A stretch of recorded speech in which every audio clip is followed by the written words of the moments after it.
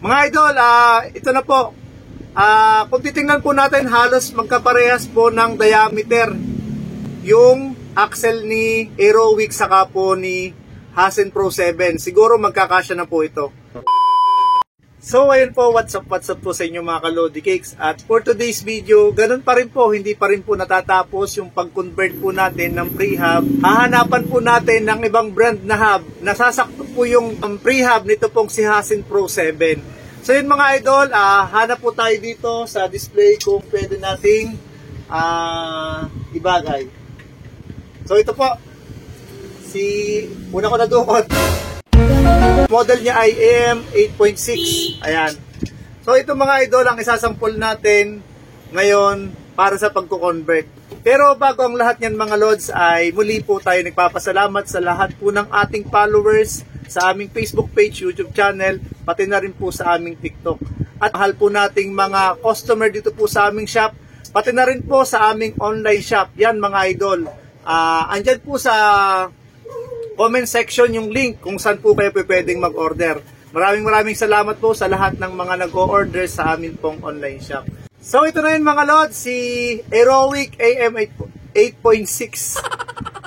8.6 yan. So sorry po mga idol. Tapos ito naman po si Hasen Pro 7. Ayan. Parehas po silang 6 poles. Si Aerowick, pati na rin po itong si Hasen Pro 7. Okay. So ito na mga idol, baklasin po muna natin tong si Hasen Pro 7, yung prehab niya, tanggalin po muna natin.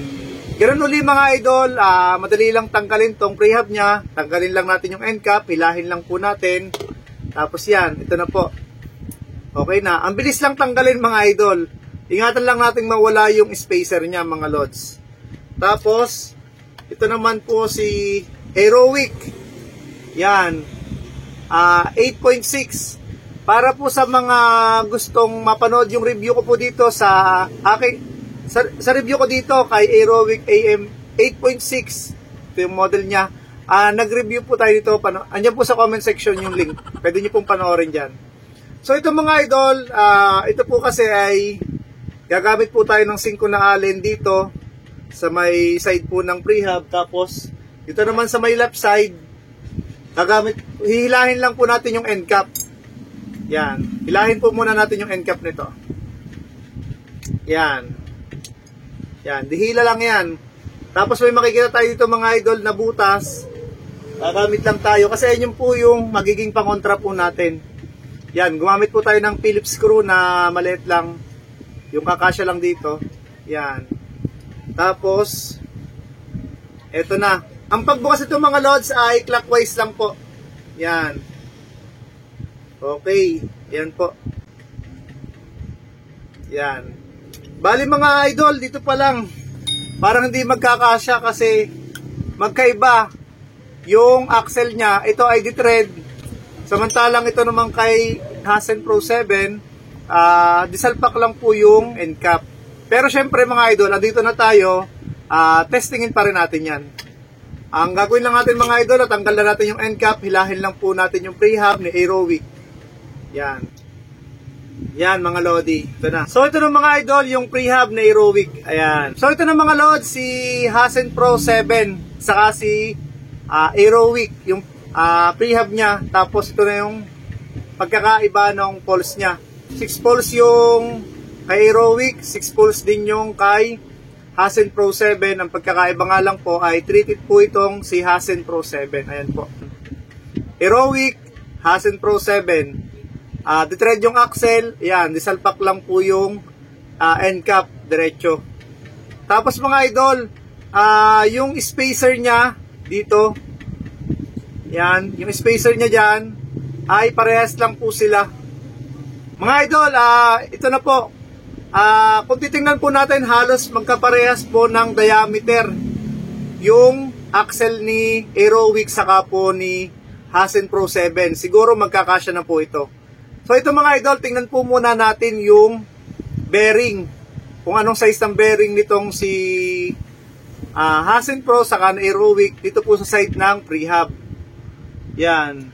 6902 kay Aerowick. Tapos 690 to din. Kay Hasen Pro 7. Wow. Tapos halos magkaparehas ng diameter.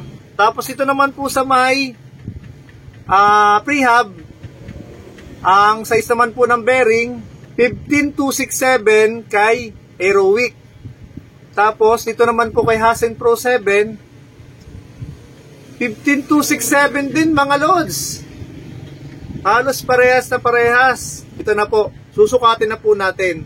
Unahin na po natin mga idol, ilagay yung prehab nitong si Aerowick dito kay Hasen Pro 7 na yan sa hub niya o sa may shed. Ito na si Aerowick, ito na si Hasen Pro 7. Uy! Uy!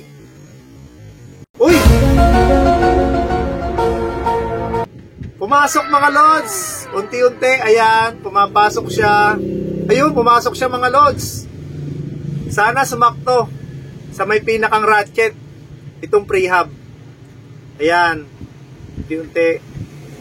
Ayan mga idol. Op! Wag kukurap. Op, parang ayaw yata. Op, ayaw yata mga lods. Oops, pero pumasok siya dito sa may bandang, sa may ano niya, sa may goma. Kailangan siguro na ipinagbabawal na technique. So itong mga idol, gagamit po tayo ng ipinagbabawal na technique. Para kasing kakasya po itong si Hasen Pro 7 dito kay Aerowick. Ayan.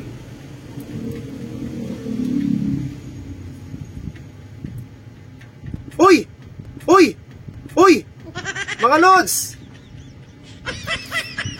Pasok na pasok! Ayan mga lods, Aerowick ang prehab. Itong hub shell niya ay Hasen Pro 7 mga idol oh. Ayan, pasok na pasok. Tapos yung end cap, tingnan natin. Ayun mga idol, swak na swak. Ayan oh, swak na swak po. Ngayon naman mga lods, okay, wala naman po siyang alog. Ayan oh. Ngayon naman mga lods, itry naman natin yung prehab nitong si Hasen Pro dito naman kay Aerowick sa hub shell niya.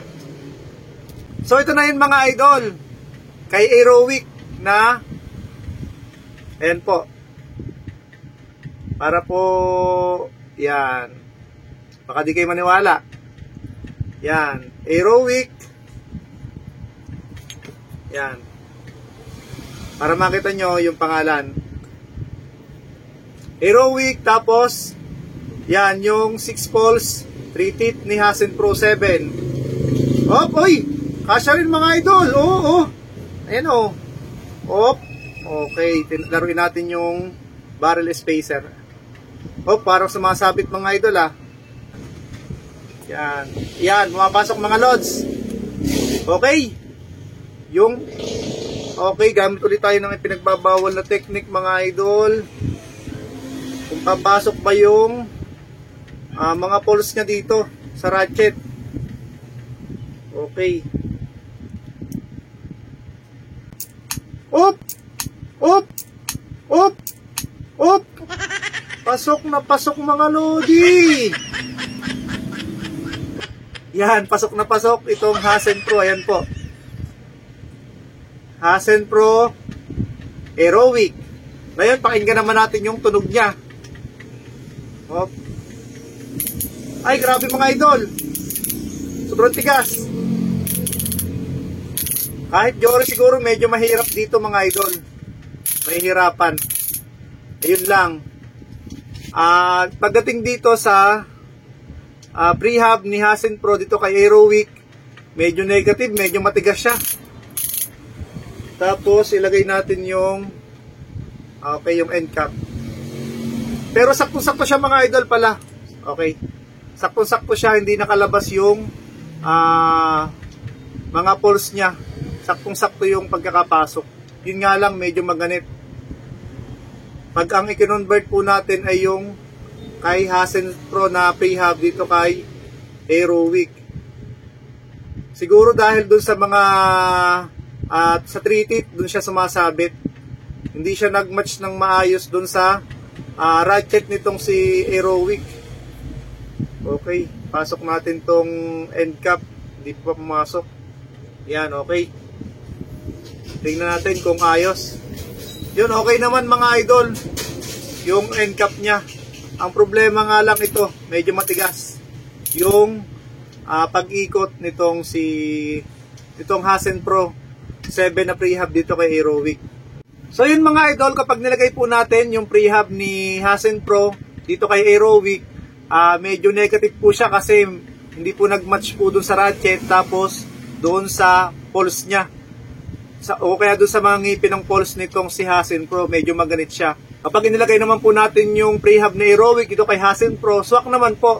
Pero yun mga idol, hindi pa po natin yan tested kapag po ginamit na po natin o pag binuo na po natin yung hubs na ito. Kapag ginamit na po natin. Kaya hindi pa rin po tayo sure na 100% na talagang safe po yun.